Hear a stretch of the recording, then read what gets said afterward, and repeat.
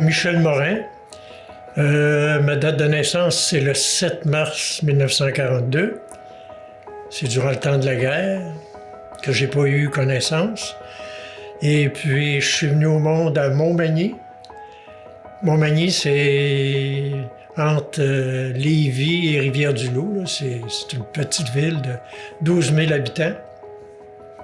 Et puis, après ça, on a passé notre enfance une bonne partie à la Grosse-Île. Grosse-Île, qui est... vous avez l'île d'Orléans. Après ça, vous avez la Grosse-Île plus bas. Mes grands-parents travaillaient là. J'avais des oncles, des tantes qui travaillaient là pour le gouvernement aussi. Alors, on allait passer nos vacances à la Grosse-Île. On était très chanceux, très chanceux de pouvoir avoir une île à nous autres durant les vacances d'été. C'était super le fun.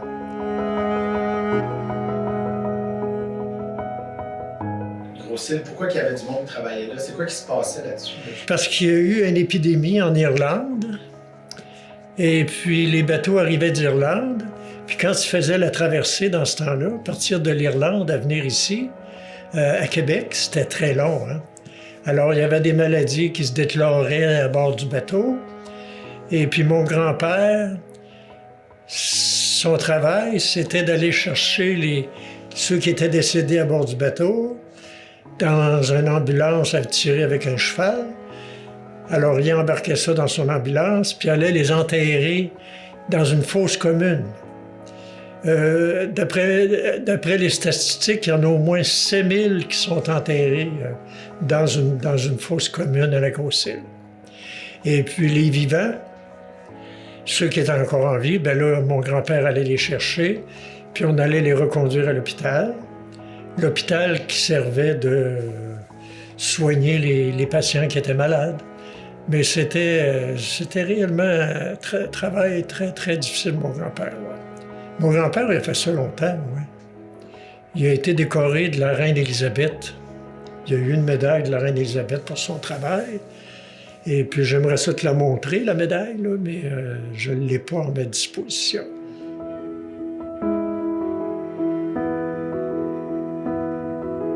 Oh mon Dieu, on avait... quand on est venu au monde, là, je suis venu au monde en 1942. Et puis, on allait passer nos vacances là. La grand-mère était là, le grand-père, des oncles, des tantes. Et puis, mon père est mort sur un bateau. Hein. Mon père travaillait sur un bateau qui partait de Sault-au-Mouton, sur la Côte-Nord, et puis Donnacona, près de Québec. Il transportait du bois de pulpe. Et puis, c'est arrivé au mois d'octobre, le 7 octobre 1942. Ils ont frappé une tempête. Et puis là, le bateau a chaviré. Par contre, en 1942, il y avait des U-boats allemands qui montaient le fleuve. Puis on n'a jamais su si c'était réellement la tempête ou si c'était un U-boat allemand qui l'avait coulé. J'ai essayé de correspondre avec Ottawa pour avoir des informations. J'ai jamais rien reçu. Jamais. Ouais. Fait qu'il est décédé... 32 ans, mon père. L'année de votre naissance? Oui. Puis ma mère avait 28 ans. Et puis dans ma famille, on est 6 frères. Le plus vieux de mes frères avait 6 ans. Moi, j'avais 6 mois quand il est décédé. Donc, je ne l'ai pas connu. Peut-être les plus vieux de mes frères l'ont connu. Ouais. J'aurais aimé ça le connaître, mais c'est pas arrivé.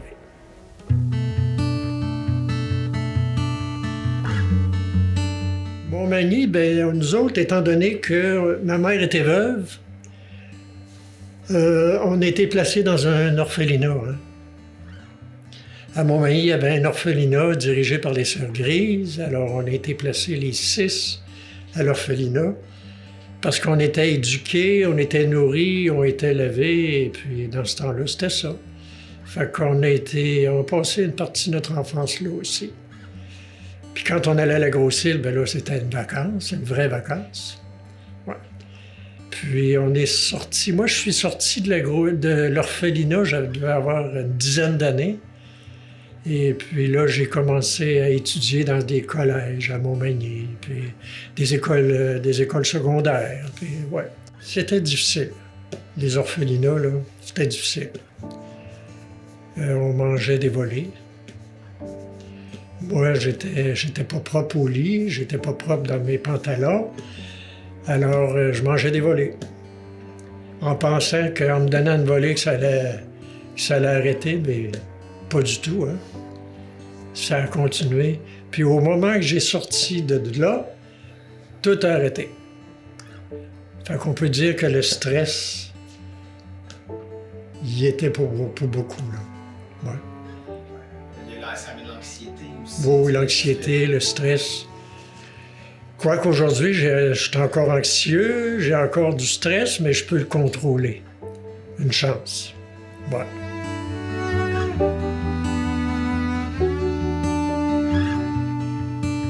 Quand vous êtes ressorti, vous êtes retourné chez votre mère? Ou... Oui, on est retourné chez ma mère. Après ça, on s'est inscrit au collège. Collège à Montmagny, des Frères du Sacré-Cœur. Fait qu'on a étudié là. Après ça, il y avait les écoles primaires, secondaires. Là. Ouais. Parce que à l'hospice, on appelait ça un hospice dans ce temps-là. Hein. C'était le nom qu'on donnait, l'hospice. C'était pas ce qu'il y avait de mieux quand même. Mais quand même, on a réussi à passer à travers. Et puis après ça, ben là, est venu le travail. Moi, j'étais chanceux.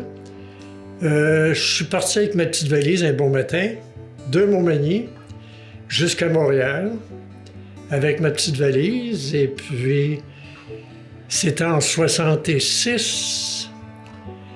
Puis en 66, il y avait l'Expo en 67. Alors là, j'ai décidé d'appliquer au bureau de poste. Puis on m'a pris tout de suite parce qu'on avait besoin de personnel. J'ai été chanceux encore là. Fait que j'ai travaillé 35 ans au bureau de poste. Ouais. C'est pour ça qu'on a acheté notre maison ici à Châteauguay, parce que j'ai travaillé à Dorval, à l'aéroport. J'ai travaillé à la Chine, au bureau de poste, et la salle. Fait que je me tenais sur le bord du fleuve, là. Ouais. On s'est mariés, Denise et moi, en 71. Puis on a acheté notre maison ici à Châteauguay au mois d'août 73. Là, je te dirai pas le prix de la maison parce que c'était achetable dans ce temps-là. Aujourd'hui, peut-être de moins en moins, ouais. Fait que votre vie a toujours été le long du fleuve. Le long du fleuve, oui. Ouais, c'est ça. Je voulais pas m'en éloigner. Puis notre plaisir, c'était d'aller, ma femme et moi, de monter à Beauharnois, voir les bateaux aux écluses. Ça, c'était un passe-temps idéal pour faire un pique-nique, évidemment aussi, là. Il y avait une cantine, là, tu pouvais aller là manger. Et puis après ça, ça a été enlevé. Ça fait déjà plusieurs années que ça a été enlevé. Et puis c'était plaisant. Quand on allait là, ça nous faisait une petite sortie, puis un pique-nique. Puis, ouais. Puis la maison, ici à Châteauguay, on l'a eu 53 ans. On l'a gardé 53 ans, puis on a fait des travaux. On a changé des systèmes, chauffage, l'électricité, l'isolation, puis tout. Puis c'est pour ça que c'est très bien vendu aussi. Hein. On n'a pas eu de la misère à la vendre. C'est très bien vendu. Ouais. C'était une bonne expérience. Mais après 52 ans de maison, là, c'est assez. Ouais.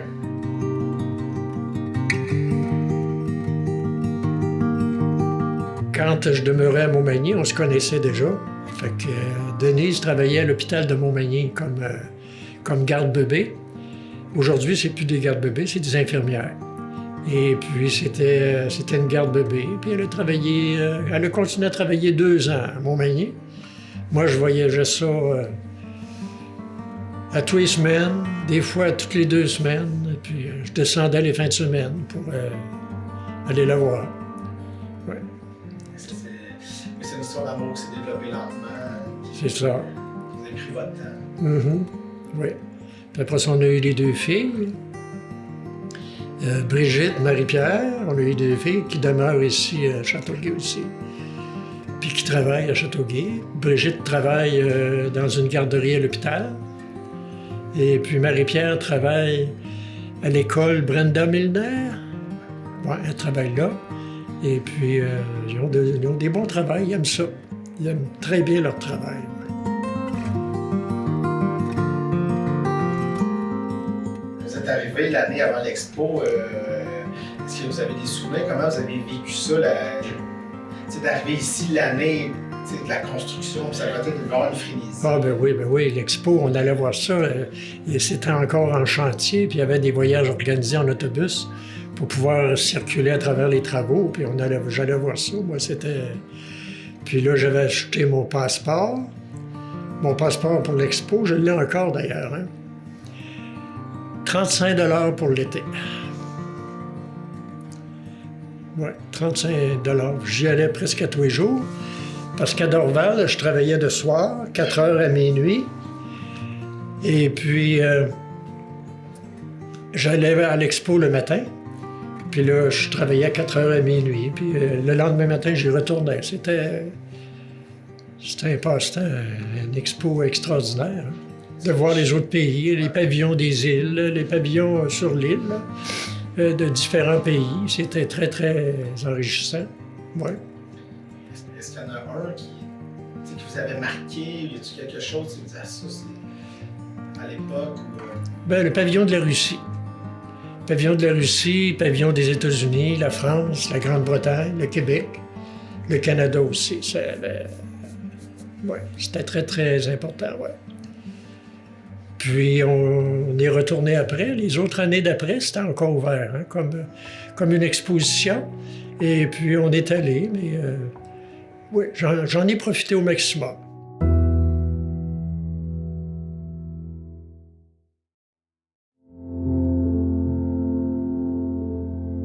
Parce qu'on a parlé de Grosse-Île, mais là, vous avez un livre. C'est autre chose à dire sur Grosse-Île? Ça, c'est sur les maçons de la Grosse-Île. Maçons de la Grosse-Île, c'est du côté de ma mère. Ma mère, c'était une maçon, mon grand-père, ma grand-mère. Et puis, celle qui a fait le livre, c'est Rose Dompierre, maçon. Ouais, c'était une femme de Québec qui a vécu là, la Grosse-Île aussi. Et puis, elle a tout raconté l'histoire du début jusqu'à la fin. Comme nous, évidemment, on est plus vers la fin parce qu'on est plus jeune. On a des images de la fin. Je vais te montrer ça, là. Veux-tu que je te montre des images? Ah oui, c'est pas la fin. Ça ici, c'est mes 6 frères. C'est une photo spéciale. Oui, mes 6 frères.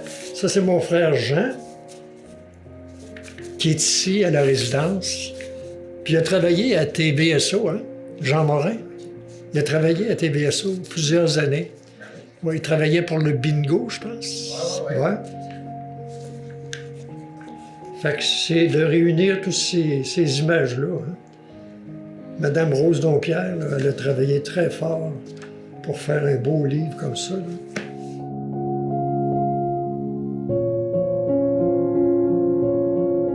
Comme je te dis, c'est une île de quarantaine. Hein. Les immigrants qui arrivaient, ils débarquaient à la Grosse-Île avant d'arriver à Québec, à cause des maladies. Il ne fallait pas qu'ils transportent ça à Québec, fait qu'on les débarquait à la Grosse-Île pour se faire soigner, puis après ça, ils pouvaient retourner à Québec. Et puis, c'est une île où on a fait beaucoup d'expériences aussi, là. Sur les singes, des chiens, des vaches, des chevaux. On faisait beaucoup d'expériences durant l'été. Les vétérinaires se réunissaient là pour justement faire des expériences. Et puis, il y a beaucoup d'animaux qui sont morts à la Grosse-Île. Là. On les a mis dans des fosses et puis on les a enterrés. Mais on s'est assuré avant que ce ne soit pas contagieux. Il fallait que ce soit très important à cause des touristes aujourd'hui. Là. Mais dans le temps, il n'y avait pas de touristes. Hein. C'était juste les travailleurs. Et puis, ça servait l'île de quarantaine. Ouais. Il y avait votre grand-père, mais avant ça, ça fait que ça a tout le temps été... C'était le grand-père de mon grand-père, puis ainsi. C'était toutes des familles. Hein. Les grands-pères, les grands-mères, c'était toutes là à la Grosse-Île. Ouais. Ils ont vécu là. Ouais. C'est spécial, ça. Il y a une famille, au fond, la lignée était comme dédiée à... Oui. À ce Les lieu. maçons. Les maçons de la Grosse-Île racontent, c'est ça. Ouais. Puis à la Grosse-Île, j'ai une tante et un oncle qui sont enterrés là. Ouais. Ouais. C'est les seuls qui sont enterrés là. Ma grand-mère, mon grand-père sont enterrés à Montmagny. Ouais. Mais le restant, les deux qui sont là, ouais.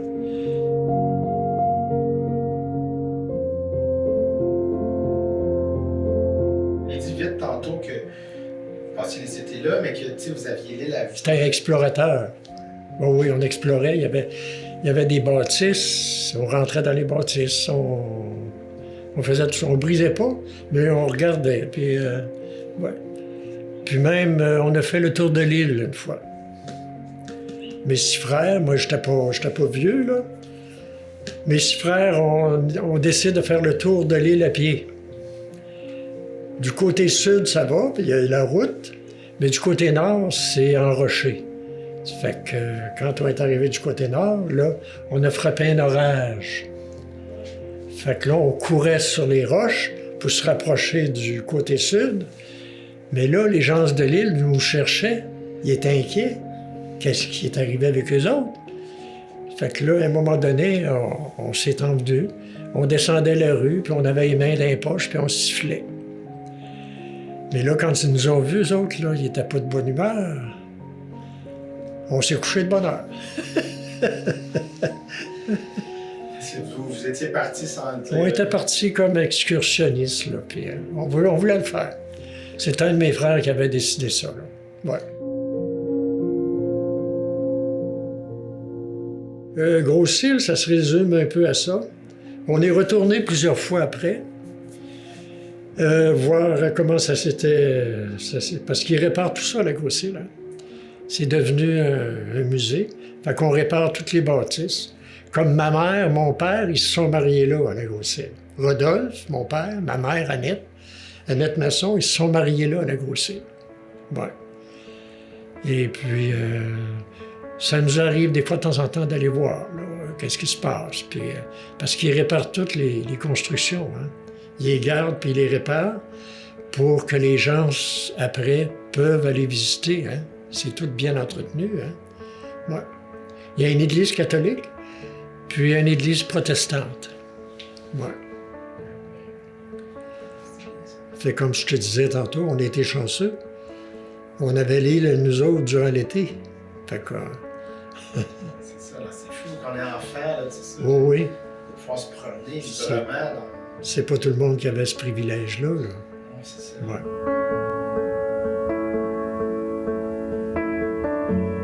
Le fait de vous emmener ici, c'est-tu une tête ou c'est vraiment comme l'idée de, ben, je vais se passer pour la poursuite? C'était pour la poursuite, parce qu'à Montmagny, il n'y avait pas tellement de travail. Hein. Pas tellement de travail, donc, comme je te disais tantôt, j'ai parti avec ma petite valise, puis je suis monté à Montréal en autobus, j'avais pas d'auto, et puis en autobus ou en train. Et puis je suis arrivé à Montréal, j'avais une cousine qui était ici, qui nous a aidés beaucoup, et puis qui connaissait quelqu'un au bureau de poste, qui a communiqué avec le monsieur en question, puis j'ai rentré au bureau de poste tout de suite. Chanceux. C'était quoi vos premières impressions en débarquant à Montréal? Là, C'était une grosse ville, hein? C'était la grosse ville. J'ai toujours aimé les grosses villes. Et puis, surtout que c'était français. J'ai été à New York plusieurs fois.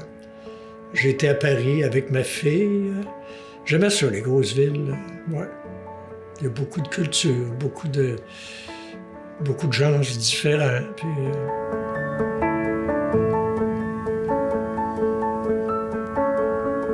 le mariage s'est passé à Montmagny. À Montmagny, on avait une paroisse à Montmagny où ma blonde demeurait. Alors, on s'est mariés à l'église de Montmagny, une des églises de Montmagny. Et puis, ma blonde a resté là 2 ans chez sa mère, parce que son père venait de décéder. Ça fait qu'elle est restée avec sa mère 2 ans. Et puis après ça, j'ai été la chercher, puis on a monté. On s'est loué un appartement dans le Nouveau-Bordeaux. Et puis on est resté là 2 ans. Puis après, on s'est acheté notre maison à Châteauguay. Ça fait 53 ans. Hein. Ouais, c'est ça. Là. C'est-à-dire 54. Ça va faire 55 au mois de juillet cette année. 55 ans, ouais. Est-ce qu'il y a des trucs pour faire fonctionner le corps? Mon Dieu, dans le temps, c'était pas comme aujourd'hui. Hein. C'est différent aujourd'hui. Hein. On a eu des petites chicanes, c'est sûr, mais pas assez pour se séparer. Aujourd'hui, la moindre petite chose, ben là, on se sépare. Puis, est-ce que c'est mieux? Je sais pas. On a les 2 filles ici, une à Châteauguay, l'autre à Ville-de-Léry. Ils viennent nous voir ici souvent. On était dû pour vendre notre maison. 53 ans, là. Oui, 53 ans, c'était assez. Ma femme avait de la misère aussi avec ses hanches. De la misère à descendre l'escalier en avant, le perron en arrière. Et puis, disons que ça l'a aidé aussi, ouais. On est arrivé ici à la résidence au mois de février. Puis l'été passé, on a passé plusieurs fois devant la maison.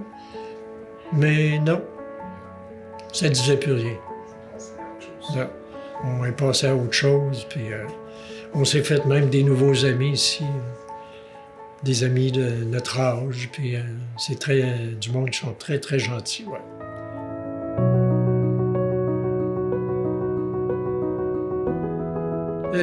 J'ai 83 ans.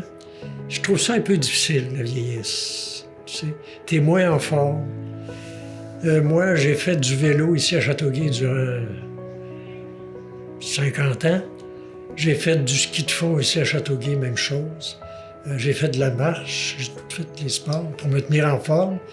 Mais aujourd'hui, j'ai été obligé d'abandonner. Parce que le corps est plus là. Hein. Tu sais, quand tu fais du ski de fond dans le centre écologique, sur le golfe, puis tu montes une côte, puis elle est difficile à monter, tu es obligé d'arrêter pour prendre ton souffle. Là, ça veut dire, tu n'as assez fait. Mais j'ai bien aimé ça durant les 50 ans, là, faire mon ski de fond, mon vélo. Je faisais du vélo, on montait des fois avec des amis là, jusqu'à Valleyfield, de Châteauguay jusqu'à Valleyfield, Sainte-Clotilde, Huntingdon, Ormstown, on faisait tout ça. Il y a le deuil de ces activités-là. Oui, ça a été plus difficile peut-être. Ouais. Mais on s'habitue, hein. On s'habitue, on se sent pas capable. Ouais. Comme ici à la résidence, je fais partie du club de marche l'été, là. On va marcher, puis... mais c'est pas de la marche à haute vitesse. C'est juste de la marche comme ça, là, puis c'est plaisant. Oui, c'est pas ce que vous faisiez avant, mais il y a quand même les... Comme ici, la salle d'exercice, je vais faire des exercices du tapis. J'en fais peut-être une fois par semaine. Ouais. La marche. Et puis, non, c'est à peu près ça. Ouais.